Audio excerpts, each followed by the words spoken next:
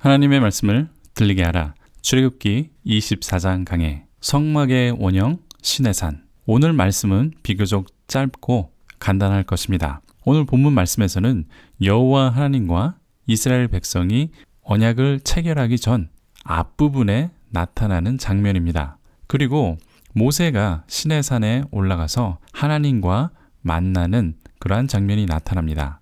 특별히 오늘 이 본문 말씀이 의도하는 것은 모세가 하나님과 만난 이 시내산이 성막의 구조와 연관이 있다라는 것을 말해주려는 것입니다. 때문에 이 시간은 어떻게 연관되는지 한번 살펴보도록 하겠습니다.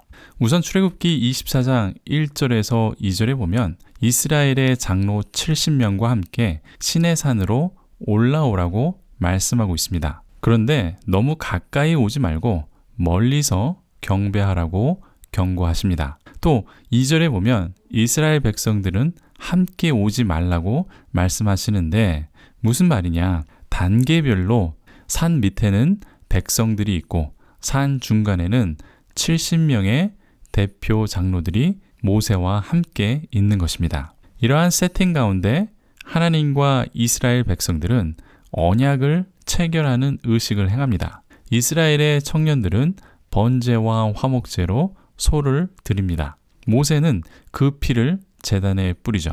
그 후 모세는 언약서를 낭독하고 백성들은 여호와 하나님의 말씀을 다 준행하겠다 이렇게 서약을 합니다. 이 서약 후에 모세는 언약의 피를 뿌리고 하나님께서 너희와 세우신 언약의 피라고 선포를 합니다. 이렇게 언약 관계가 형성이 되고 의식까지 치루어집니다. 언약 관계는 결혼 관계와 비슷하다 여러 번 말씀드렸습니다. 신랑과 신부가 결혼식을 할 때 혼인서약을 하는 것과 비슷한 것이죠. 신랑과 신부를 서로 끝까지 사랑하겠다 맹세를 하고 혼인서약을 지키겠다고 맹세하는 것처럼 여호와 하나님과 이스라엘 백성이 피를 뿌리며 언약을 선포하고 그것을 지키겠다, 다 준행하겠다 이렇게 서약을 하는 것입니다. 피는 죽음을 의미하는 것입니다. 이 언약을 지키지 않으면 피를 흘려야 한다. 그리고 하나님과의 관계를 맺을 때에 그 피의 값을 치르고 하나님과 정결하게 관계를 맺게 되는 것이죠. 또 이 피를 통해서 목숨 걸고 하나님과 하나님의 백성은 서로 사랑하겠다 이렇게 맹세하는 것의 상징입니다. 7절에서 이스라엘 백성들은 여호와 하나님의 말씀을 다 준행하겠다고 하지만 우리는 이미 그 결과를 알고 있습니다. 이스라엘은 처음부터 모든 언약은 고사하고 첫 번째 언약 하나님만을 섬기라는 10계명의 제1계명도 지키지 못하는 모습을 우리는 볼 수 있습니다. 다시 본문으로 돌아와서 보면 모세와 이스라엘의 장로들은 하나님의 임재하심을 보았고 그 앞에서 먹었다는 기록이 11절에 있습니다. 한번 보겠습니다. 하나님이 이스라엘 자손들의 존귀한 자들에게 손을 대지 아니하셨고 그들은 하나님을 뵙고 먹고 마셨더라.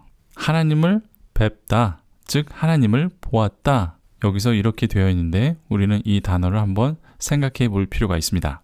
여기서 보다 라고 번역한 단어는 민수기 24장 4절과 16절에서도 같은 단어가 쓰여 있습니다. 민수기에서는 환상을 보았다라는 의미로 쓰였고 일상적으로 보다라는 단어와는 구별된 다른 단어입니다. 때문에 직접적으로 하나님을 본 것이 아니라 하나님의 영광을 보았다 이렇게 해석하거나 또는 환상 중에 하나님을 보았다 이렇게 해석하는 경향이 많이 있습니다.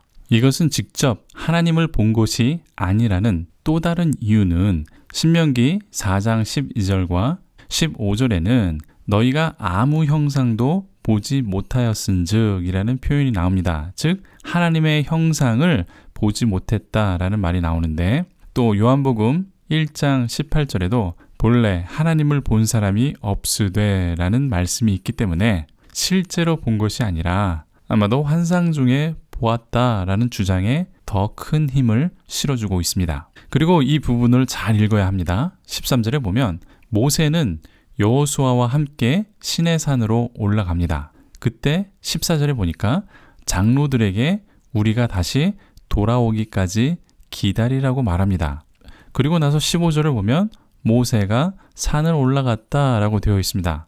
이때 다시 혼자서 산에 올라간 것입니다. 다시 말씀드리면 모세와 여호수아가 장로들에게 산 중턱에 남아있으라고 이렇게 말을 하고 하나님께서 임하시는 산으로 올라가겠다 이렇게 말했습니다. 그리고 모세와 여호수아가 다시 돌아온 것이죠. 그런데 성경에는 다시 돌아왔다라는 말이 없어서 혼돈이 됩니다. 15절에 보면 모세가 산으로 올라갔다 이렇게만 되어 있기 때문에 다시 왔다라는 말은 없고 모세가 혼자 산으로 올라갔다라는 구절만 나오기 때문에 14절과 15절 사이에 내려왔다는 말이 빠졌다는 것을 우리는 알 수 있다는 것입니다.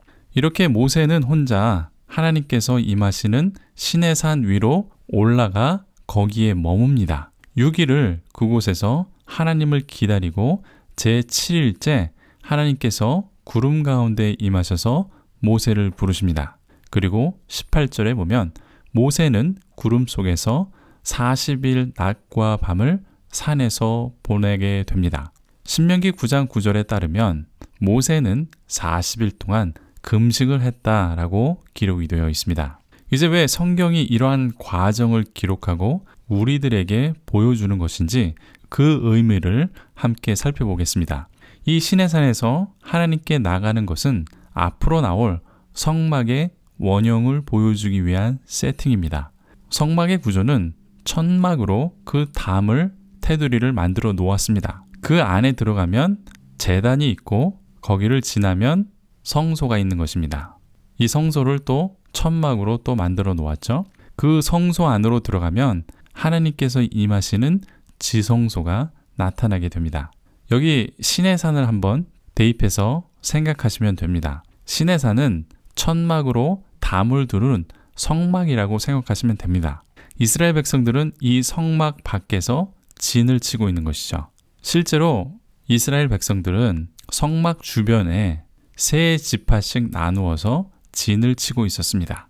하나님께서 시내산에 임하시기 전에 이스라엘 백성들에게 정결하게 준비시키는 내용을 출애굽기 19장 10절에 이미 말씀하고 있습니다.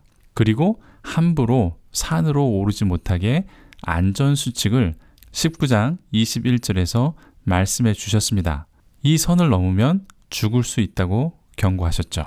왜냐하면 죄인이 거룩한 하나님 앞에 나오면 죽을 수밖에 없기 때문이죠. 이러한 성막과 하나님의 백성을 분리한 모습을 이렇게 보여주고 있는 것이죠. 시내산은 백성들을 위한 보호장치입니다.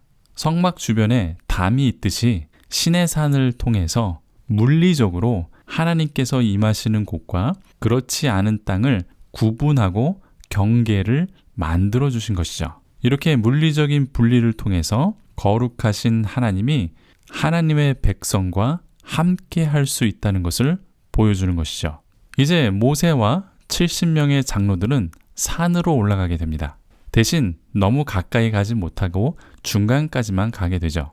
이는 사람이 성막 안으로 들어가는 모습을 상징적으로 보여주는데, 다시 말하면 제사장들이 그 성막 안에 있는 것이죠. 그렇지만 아직 하나님께서 임하시는 성소에 들어가지 않은 모습입니다. 그 후 모세는 혼자 하나님께서 임하시는 산 꼭대기로 올라갑니다. 구름이 산을 가리고 여호와 하나님께서는 구름 가운데 모세를 부르십니다. 이는 대제사장이 성소 안으로 들어가는 모습을 말씀하고 있는 것이죠. 하나님께서 임하시는 그 성소 안으로 대제사장이 들어가는 모습입니다. 이번 시간에는 여기까지만 다루겠습니다. 다음 시간에는 성막 건축 작업을 위한 지침들을 다루게 될 것인데, 그러면 출애굽기 24장 오늘의 말씀을 다시 한번 정리하고 맺겠습니다. 시내산 주변에 이스라엘 백성들이 머물고 모세와 아론, 나답, 나비후 그리고 70명의 장로들은 산 중턱까지만 올라갑니다. 그 후 모세만 홀로 하나님께서 임하시는 산 꼭대기까지 올라갔다는 내용이 이 출애굽기 24장의 전반적인 내용입니다. 이것은 그리 중요한 내용 같지 않지만 성경은 일부러 이 내용을 기록했고 우리들에게 말씀해주고 있습니다. 이 말씀은 성막의 모형이 된다라는 것을 보여주려는 의도입니다. 천으로 된 담 주변에 하나님의 백성들이 모이고 하나님의 제사장들이 장막 안에 들어가 있습니다. 그 중에서도 대제사장은 성소 안으로 들어갈 수 있는 자격이 주어지는 모습을 이렇게 표현한 것입니다. 이번 시간의 내용은 여기까지입니다. 다음 시간에는 성막 건축 작업을 위한 지침들을 다루게 될 것입니다. 그럼 여기서 오늘 말씀 출애굽기 24장을 다시 한번 요약하고 정리해 보겠습니다. 시내산 주변에 이스라엘 백성들이 머물고 모세와 아론, 나답, 나비후 그리고 70명의 장로들은 산 중턱까지만 올라갑니다. 그 후 모세만 홀로 하나님께서 임하시는 산 꼭대기까지 올라갔다라는 내용이 바로 출애굽기 24장에 요약된 내용입니다. 그리 중요한 내용 같지 않지만 성경은 일부러 이 내용을 기록하고 우리에게 말씀해주고 있습니다. 이 말씀은 성막의 모형이 된다라는 것을 우리들에게 보여주려는 의도입니다. 천으로 된 담 주변에 하나님의 백성들이 모이고 하나님의 제사장들이 장막 안으로 들어갈 수 있게 됩니다. 때문에 이 장막 안에 장로들이라고 대표하는 제사장들이 미리 들어가 있는 것이죠. 그리고 그 중에서도 대제사장은 성소 안으로 들어갈 수 있는 자격까지 주어지는 그러한 모습을 우리들에게 보여주는 것이죠. 이를 통해서 우리들에게 말씀해 주려는 것은 거룩하신 하나님은 당신께서 선택한 백성들 가운데 함께 하시고자 했고 이렇게 함께 할 수 있는 특별한 장소, 즉 성막이나 성전을 만들어 주신 것을 이렇게 표현한 것입니다. 거룩한 하나님께 나가면 또 그 하나님과 함께하면 죄인인 사람은 죽게 됩니다. 그렇지만 동시에 하나님께서는 이 죄인인 사람과 함께 하실 수 있는 방법을 마련해 준 것이 바로 이 성막과 성전의 모델입니다. 이것은 하나님의 은혜죠. 하나님께서는 성막과 성전을 주셔서 하나님의 백성과 하나님의 경계를 분명하게 물리적으로 만들어 주셨고 이 물리적인 구분과 경계로 죄인된 사람을 보호하신 것입니다. 그리고 정결 의식과 희생의 피를 통해서 하나님께 나아갈 수 있는 그 길을 열어주신 것이죠. 이러한 역할을 할 수 있는 사람들이 바로 제사장들입니다. 이는 예수님을 통해서 완벽하게 성취됩니다. 예수 그리스도의 피로 우리는 완전히 정결하게 되고 거룩하신 하나님께 나아갈 수 있게 되었습니다. 그뿐만이 아니죠. 하나님께서는 더 이상 물리적으로 구별된 지성소에 머물지 않으시고 우리의 몸에 임하시는 것입니다. 성령으로 우리에게 임하시고 우리와 언제나 함께 하시는 것이죠. 때문에 우리의 몸이 성전이라고 성경에서는 말씀하고 있는 것입니다. 저와 여러분들은 우리의 대제사장이 되시고 친히 우리를 위하여 영원한 희생제물이 되신 예수님의 은혜로 하나님의 백성으로서 교회가 되었습니다. 하나님과 철저하게 구별된 죄인이었지만 하나님께 나아갈 수 없는 그러한 죄인이었지만 이제 예수 그리스도의 보혈로 하나님께서 내 안에 임하시고 거하게 되었다는 것입니다. 이 예수님의 은혜로 하나님과 언약 관계 안에서 우리는 진하게 사랑해야 합니다. 저와 여러분들은 예수님을 통해서 하나님과 사랑하는 관계가 되시길 간절히 축원드립니다. 아멘. 도움이 되셨습니까? 질문이나 의견이 있으시면 댓글을 달아 주십시오. 영상과 관련이 없는 질문도 괜찮습니다. 구독과 좋아요를 눌러주시면 제게 큰 격려가 됩니다. 또 알람까지 해주시면 계속해서 제 성경 강의를 들으실 수 있습니다. 감사합니다.